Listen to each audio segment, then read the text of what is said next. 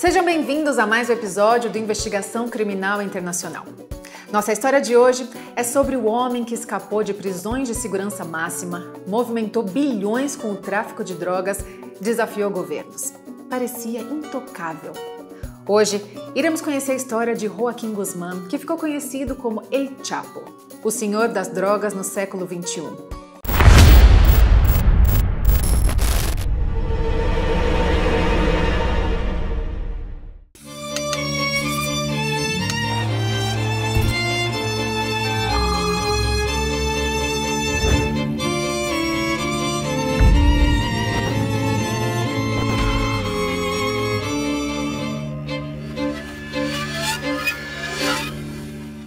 Nossa história de hoje tem início no dia 4 de abril de 1957, o dia do nascimento de Joaquín Arquivaldo Guzmán Loera, no pequeno vilarejo de La Tuna, no estado de Sinaloa, no México.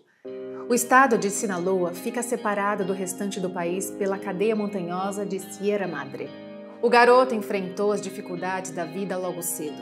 Filho de Emílio Guzmán e Maria Consuelo, era o filho mais velho entre os 7 filhos. Seu pai era criador de gado, também cultivava papoula de forma ilegal. A planta é a base para a produção de ópio, o que fez El Chapo crescer rodeado por violência e droga. Joaquín, assim como seus irmãos, abandonou a escola cedo para trabalhar e ajudar no sustento da casa. Iniciou vendendo laranjas em cidades próximas. Seu pai era violento e alcoólatra. Costumava gastar seu dinheiro com bebidas e apostas. Mas Joaquín, mesmo pequeno, enfrentava o pai para proteger os irmãos mais novos. Foi nessa infância, cheia de medo e ódio, que nasceu o que mais tarde o mundo chamaria de El Chapo. É uma gíria mexicana para baixinho por causa da sua estatura. Ao chegar na adolescência, começou a ajudar seu pai na colheita das papoulas e na colheita do milho. Após uma briga entre pai e filho, Joaquín tomou a decisão de começar a plantar maconha por conta própria em casa como uma forma de dar dinheiro à sua mãe, já que seu pai gastava quase todo o dinheiro da família. E com 15 anos de idade, ele percebeu: o mundo do tráfico rendia mais do que qualquer campo de milho. Emílio, ao descobrir sobre o empreendimento do filho, o expulsou de casa, fazendo com que ele passasse a morar com seu avô. E isso fez ele se aproximar do seu tio, Pedro Avilés Pérez, um dos primeiros grandes narcotraficantes do México, que o levou para o negócio de verdade. E foi assim que El Chapo saiu de La Tuna e entrou no mapa do narcotráfico. Agora, trabalhando para o cartel de Guadalajara, El Chapo passou a coordenar os carregamentos de drogas para a fronteira dos Estados Unidos, seja por caminhão ou avião. E nessa época ele passou a ter fama por ser muito organizado e pontual. Se o carregamento precisasse chegar em determinado local e horário, o carregamento estaria lá.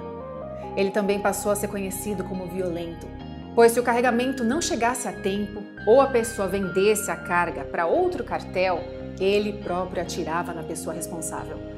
Seu desempenho chamou a atenção dos líderes do cartel e El Chapo foi sendo promovido, tornando-se motorista e segurança de Miguel Ángel Félix Gallardo, conhecido como El Padrino, o maior traficante do México. Trabalhando ao lado de Félix Gallardo, ele aprendeu de tudo: rotas, contato, corrupção, movimentação internacional. Era como se estivesse cursando faculdade do crime, com especialização em poder. Mas em 1989, Gallardo foi preso em uma operação conjunta das polícias dos Estados Unidos e do México. E com o império do Padrino desmoronando, o submundo virou um campo de disputa. As alianças ruíram e o que antes era um cartel unificado se fragmentou em facções rivais. Com isso, Félix fez uma reunião de dentro da própria prisão para organizar o que eles chamaram de plazas, onde cada um teria seu território para que as autoridades não reprimissem todas as operações. Foi aí que El Chapo viu sua chance. Com isso, Novos cartéis foram criados. O cartel de Tijuana, chefiado pelos irmãos Arellano Félix, sobrinhos do El Padrino. Cartel de Sonora, chefiado por Miguel Caro Quintero. Cartel do Golfo, chefiado por Juan García Ábrego. Cartel de Juarez, chefiado por Amado Carrillo Fuentes e que tinha sido acusado de matar o tio do El Chapo. E o cartel de Sinaloa, chefiado por Héctor Luis Palma Salazar e El Chapo, uma organização que mudaria a história do narcotráfico. El Chapo era estratégico. Não queria ser só mais um bandido armado. Ele queria transformar o tráfico em empresa. E fez isso com inovação e crueldade, em medidas iguais. Enquanto os outros cartéis ainda usavam caminhões e mulas, El Chapo cavava o futuro, literalmente. Para você entender um pouco o contexto dessa exportação, durante muito tempo os narcotraficantes colombianos mandavam a droga para os Estados Unidos pelo Caribe por barco ou avião. Como, por exemplo, um dos maiores, Pablo Escobar, que já falamos aqui no IC Internacional. Mas quando as rotas caribenhas passaram a ficar cada vez mais vigiadas pela polícia, o caminho alternativo era via terrestre pela América Central e México. Com o passar do tempo, os grandes cartéis colombianos foram perdendo poder, o que causou uma ascensão nos cartéis mexicanos na exportação da droga para os Estados Unidos.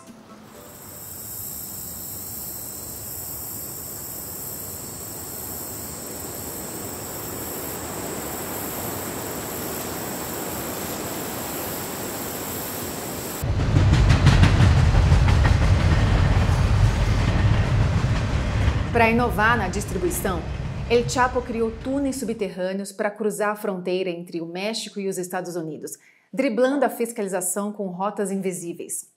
Alguns desses túneis tinham iluminação, ventilação e até trilho para pequenos veículos motorizados. Era coisa de cinema. E funcionava.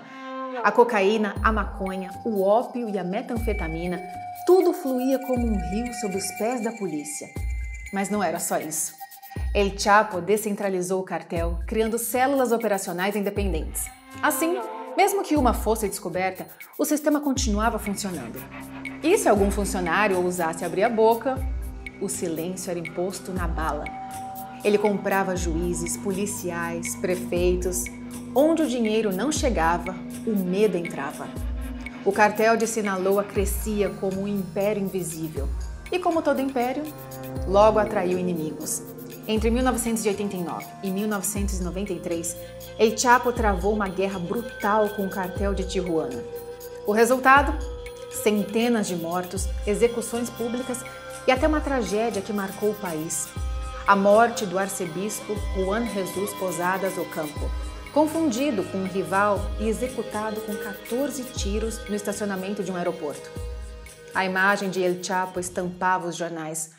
A recompensa por sua cabeça subia, mas ele não se escondia. Comandava o tráfico, matava traidores, desafiava o governo. E quanto mais o país sangrava, mais ele lucrava. Até que em 1993, a primeira queda veio.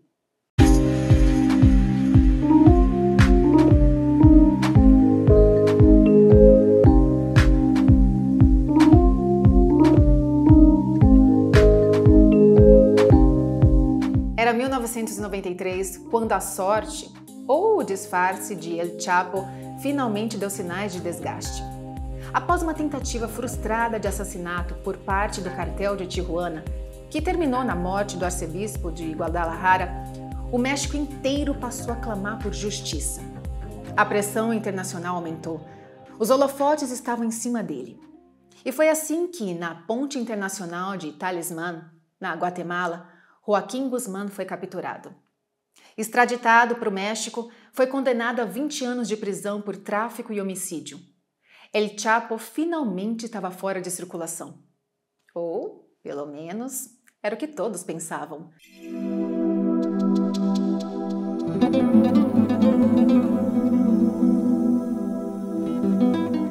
Inicialmente, El Chapo foi enviado para a penitenciária de Almoloya, mas logo foi transferido para Puente Grande, uma prisão de segurança máxima no estado de Jalisco. Bom, segurança máxima no papel, Porque dentro da cadeia, El Chapo vivia como se estivesse num hotel. Tinha acesso a telefone, visitas íntimas, culinária especial. Ele subornava diretores, carcereiros, faxineiros. Nada ali funcionava sem o aval dele. Mas isso não bastava. Ele não queria conforto, ele queria liberdade. E em 19 de janeiro de 2001, depois de quase 8 anos preso, Joaquim Guzmán desapareceu. A fuga foi digna de roteiro de filme. Escondido dentro de um carrinho de lavanderia, El Chapo foi empurrado tranquilamente pelos corredores da prisão até sair pelos fundos, com a ajuda de pelo menos 70 funcionários corrompidos. Simplesmente evaporou. Quando o governo mexicano percebeu, já era tarde. El Chapo estava solto de novo e mais poderoso do que nunca. O mundo assistiu chocado. Como alguém escapa de uma prisão de segurança máxima empacotado em lençóis? A resposta estava na base de tudo que sustentava El Chapo: dinheiro, medo e influência. Começava ali uma das caçadas internacionais mais longas do século XXI. E enquanto a polícia corria atrás de pistas, ele voltava para o topo do tráfico.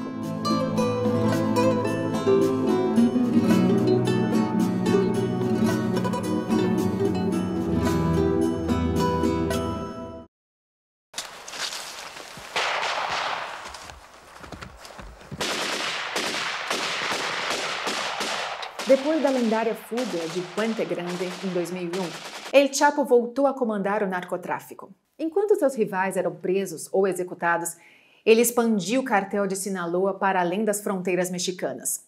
Estados Unidos, Europa, Ásia, suas drogas chegavam a todos os continentes. O nome El Chapo já era mais temido que o de muitos chefes de Estado. Ele era oficialmente o narcotraficante mais procurado do mundo e lutava bravamente por isso, mesmo que nas escuras. Entre 2008 e 2012, uma cidade mexicana virou sinônimo de violência.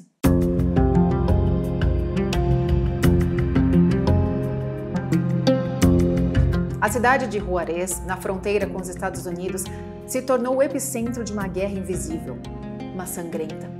De um lado, o cartel de Juárez, antigo dono das rotas que ligavam o México ao Texas. Do outro, o crescente e ambicioso cartel de Sinaloa, comandado por El Chapo. E no meio, civis, policiais, comerciantes, jornalistas. O que começou como uma disputa por território rapidamente se transformou em um massacre urbano. Corpos apareciam pendurados em pontes, cabeças eram deixadas em sacos plásticos nas calçadas. Escolas fecharam, famílias inteiras fugiram. Em 2010, Juárez foi considerada a cidade mais violenta do mundo. Foram mais de 3.000 homicídios em um único ano. A estratégia de El Chapo era clara: eliminar toda a resistência e dominar as rotas. A cidade tinha localização estratégica, servindo como principal corredor para o tráfico rumo a El Paso, nos Estados Unidos. Com o apoio de facções locais e forças policiais corrompidas, o cartel de Sinaloa foi destruindo o cartel de Juárez pedaço por pedaço. E mesmo depois de vencer a guerra, deixou um rastro de destruição. Juárez virou um alerta. Ali, o mundo viu o que acontecia quando um cartel decidia dominar um território. Não com política, mas com pólvora.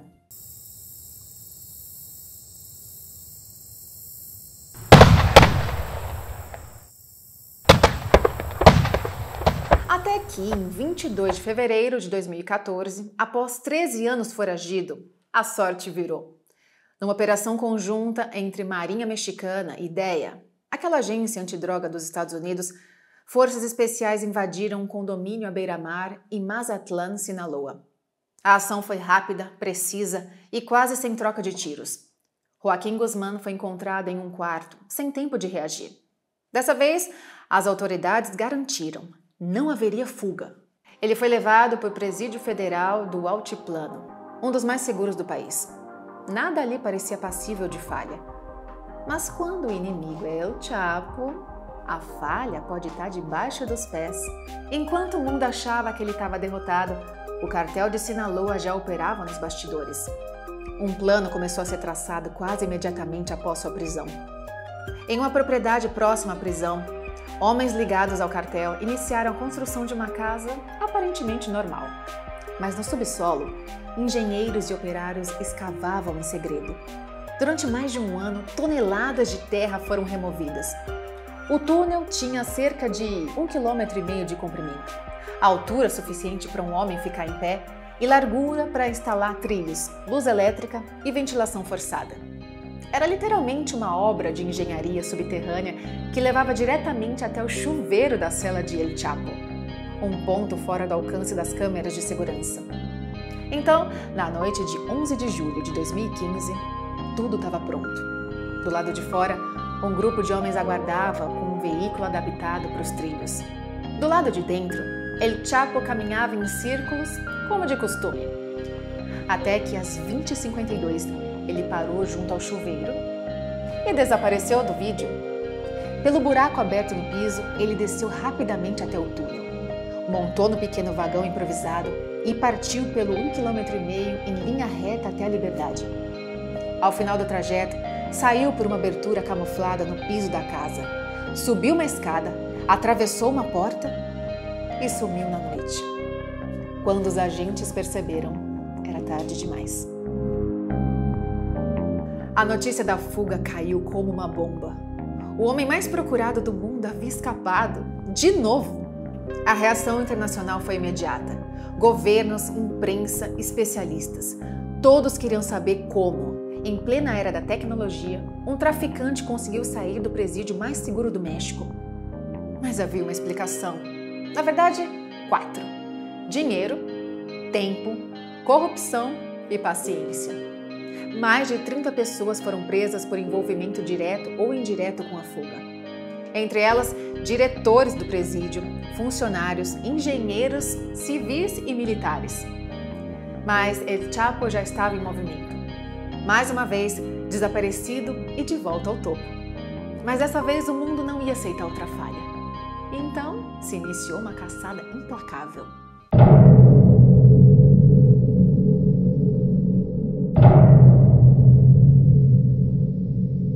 Após a fuga humilhante de 2015, o governo mexicano se viu forçado a agir com dureza. A pressão internacional era gigantesca. A DEA, o FBI, a Interpol, todos exigiam uma resposta. E ela veio com um nome: Operação Cisne Negro. Durante 6 meses, autoridades mexicanas e americanas monitoraram cada ligação, cada movimentação suspeita, cada possível esconderijo ligado ao cartel de Sinaloa. A caçada a El Chapo virou prioridade nacional. A virada aconteceu em um lugar improvável: o mundo das celebridades. Enquanto estava foragido, El Chapo topou dar uma entrevista para a atriz mexicana Kate del Castillo e o ator Sean Penn. Havia boatos de que ele tinha uma queda pela atriz, o que fez ele topar a conversa. Com base nas trocas de mensagens entre Kate e Guzmán, a inteligência mexicana conseguiu rastrear os passos do traficante até uma casa em Los Mochis, no estado de Sinaloa. O plano foi montado com precisão cirúrgica. Na madrugada do dia 8 de janeiro de 2016, a Marinha Mexicana cercou o local. Eram mais de 70 homens fortemente armados. Helicópteros sobrevoavam a área, veículos blindados bloqueavam as saídas. Era tudo ou nada.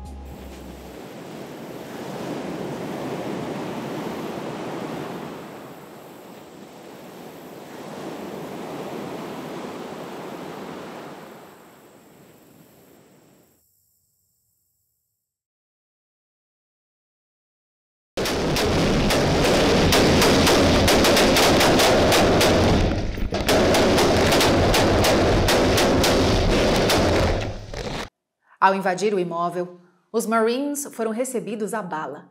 Houve confronto. 5 criminosos foram mortos. Um fuzileiro ficou ferido. Mas El Chapo estava preparado e tentou escapar. Usou uma passagem secreta escondida atrás de um espelho. O túnel levava ao sistema de esgoto da cidade. De lá, ele saiu por uma tampa de rua e roubou um carro. Mas o cerco já estava fechado.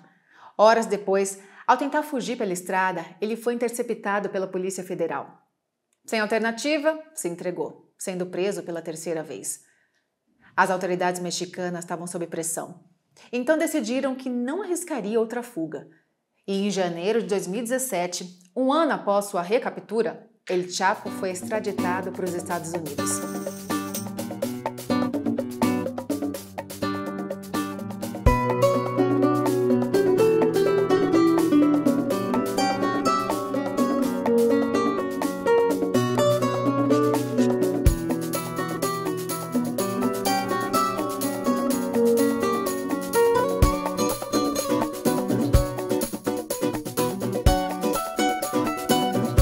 A prisão de El Chapo em solo americano foi o início de um espetáculo jurídico jamais visto na história do narcotráfico.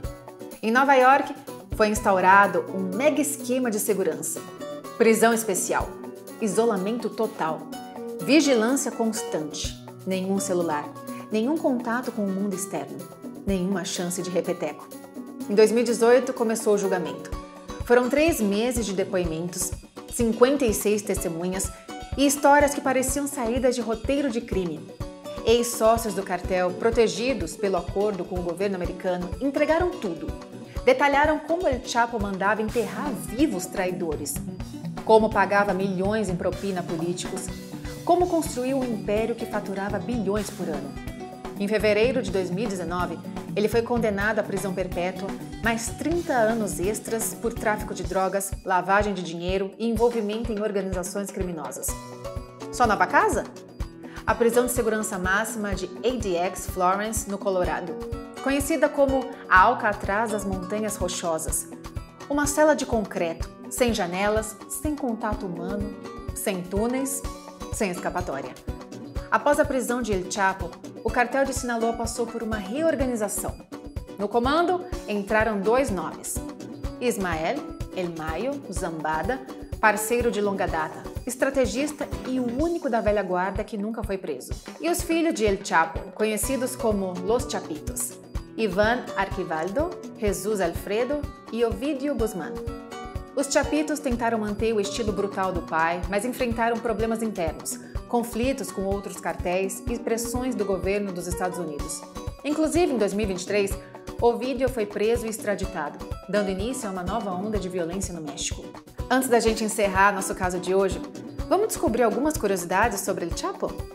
Mas antes, não se esqueça de se inscrever aqui no canal para a gente continuar trazendo histórias incríveis para vocês. Quando citamos que El Chapo movimentou bilhões, não foi só força de expressão. Segundo o governo dos Estados Unidos, o cartel de El Chapo movimentou mais de 14 bilhões de dólares, uma fortuna que ainda não foi totalmente rastreada. Ele, inclusive, foi listado como bilionário pela revista Forbes entre 2009 e 2012. O dinheiro circulava por lavanderias, empresas falsas, contas em paraísos fiscais e imóveis espalhados por toda a América Latina e Europa. Apesar das tentativas de congelamento de bens, boa parte dessa fortuna continua desaparecida. Ao lado de El Chapo, uma figura chamava atenção, mas não pela violência, pela beleza. Emma Coronel Aispuro, ex-miss de Durango, casou-se com ele aos 18 anos, quando Guzmán já passava dos 50. Mais do que esposa, Emma esteve nos bastidores do cartel. Ajudou em fugas, movimentou contatos e foi acusada de participar da construção do túnel que tirou El Chapo da prisão em 2015. Em 2021, foi presa nos Estados Unidos e se declarou culpada por conspiração para tráfico e lavagem de dinheiro. Cumpriu uma pena de 3 anos. Para uns, uma cúmplice fiel, mas para outros, apenas mais uma peça no império de um dos criminosos mais poderosos da história. El Chapo ficou muito tempo praticamente invisível para as autoridades. Durante a década em que ficou foragido, usou roupas simples, disfarces, nomes falsos e se escondia em vilas pobres, onde era protegido por comunidades inteiras que o viam como protetor, já que mandava construir escolas, clínicas e igrejas. Algo muito parecido com Pablo Escobar. Falando no El Patrón, nos anos 80, quando ainda trabalhava para Miguel Ángel Félix Gallardo, El Chapo foi enviado à Colômbia para negociar rotas de transporte de cocaína com ninguém menos que Pablo Escobar, o chefe do cartel de Medellín. Os dois não se tornaram amigos, mas firmaram acordos comerciais. Enquanto Escobar controlava a produção, El Chapo oferecia o que mais sabia fazer: transporte e distribuição com logística militar. É como se um tivesse o produto e o outro os corredores secretos para espalhar pelo mundo. O nome de El Chapo continua sendo citado em músicas, séries, filmes e manchetes. O cartel de Sinaloa continua movimentando muito dinheiro com a exportação da droga. E a gente continua trazendo essa e outras histórias para você, aqui no Investigação Criminal Internacional. Até o próximo!